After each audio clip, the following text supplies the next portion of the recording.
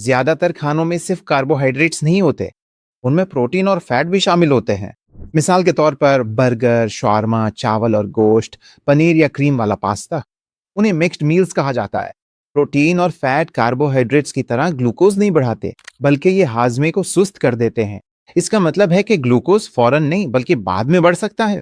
Blood sugar شروع میں ٹھیک لگ سکتی ہے، لیکن کھانے کے کئی گھنٹے بعد بڑھ سکتی ہے۔ یہ تاخیر سے ہونے والا اضافہ اکثر خاندانوں کو حیران کر دیتا ہے۔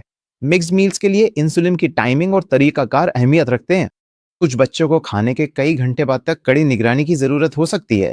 کچھ کو اسپلٹ ڈوزنگ سے فائدہ ہو سکتا ہے، جہاں انسولین کا کچھ حصہ کھانے سے پہلے اور کچھ بعد میں دیا جاتا ہے۔ یہ آپ کے بچے، انسولین کی قسم اور اس بات پر منحصر ہے کہ انسولین پین سے دی جا رہی ہے یا پمپ سے۔ اس کا کوئی ایک اصول نہیں ہے، اس لیے بہتر ہے کہ آپ اپنی ڈائبٹیز ٹیم کے ساتھ مل کر ایک انفرادی پلان بنائیں۔ نرس نور، کبھی کبھی رات کے کھانے کے بعد میری شوگر ٹھیک ہوتی ہے، لیکن رات کو شوگر زیادہ ہو جاتی ہے، کیوں؟ یہ ایک کافی عام بات ہے۔ فیٹ اور پروٹین والے کھانے جیسے برگر یا شورما زیادہ آہستہ ہضم ہوتے ہیں، تو کاربز آپ کے خون میں دیر سے شامل ہوتے ہیں اور شوگر بھی دیر سے بڑھتی ہے۔ کیا جمعے کے فیملی ڈنر کے بعد ایک ایڈوانسڈ پمپ مددگار ثابت ہوگا؟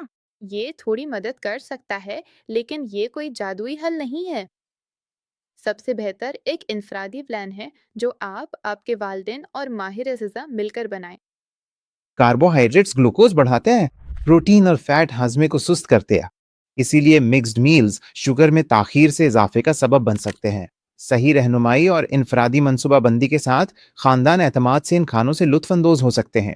اگلے قسط میں ہم کھانے کے اوقات اور انسولین کی ٹائمنگ پر بات کریں گے، اور یہ کہ انسولین کب لی گئی یہ بھی اتنا ہی اہم ہے جتنا کہ کیا کھایا گیا۔